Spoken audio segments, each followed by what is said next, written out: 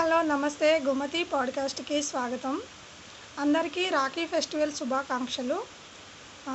రేపైతే రాఖీ ఫెస్టివల్.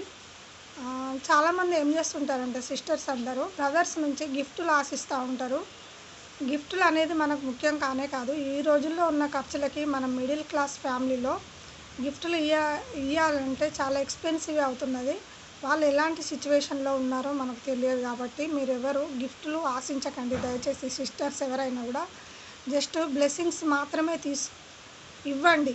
మీ తమ్ముడికైనా అన్నకైనా, మీ తమ్ముడి కుటుంబానికైనా అన్నయ్య కుటుంబానికైనా జస్ట్ బ్లెస్సింగ్స్ మాత్రమే ఇవ్వండి. మీ బ్లెస్సింగ్స్ అనేటివి వాళ్ళ ఇంటికి శుభాన్ని చేకూరుస్తాయి. కాబట్టి మీరు ఏం చేస్తారంటే వాళ్ళ దగ్గర గిఫ్టులు మాత్రం ఏమీ ఆశించకండి. రాఖీలు చక్కగా కట్టి హ్యాపీగా వాళ్ళతో గడిపేసి ఇంటికి వెళ్ళండి. కానీ ఆ గిఫ్ట్ వాళ్ళు పెడతానన్నా కూడా వద్దనండి. ఎందుకంటే పాపం వాళ్ళు మొహమాటం కొద్దీ అప్పులు అట్లాంటివి అవన్నీ చేసి సిస్టర్స్కి పెట్టకపోతే ఏమంటారు అని చెప్పేసి భయపడి పెడతా ఉంటారు. వాళ్ళని పెట్టనివ్వకండి.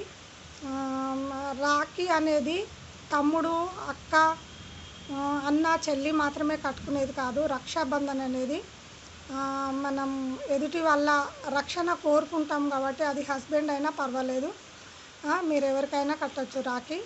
Thank you for watching.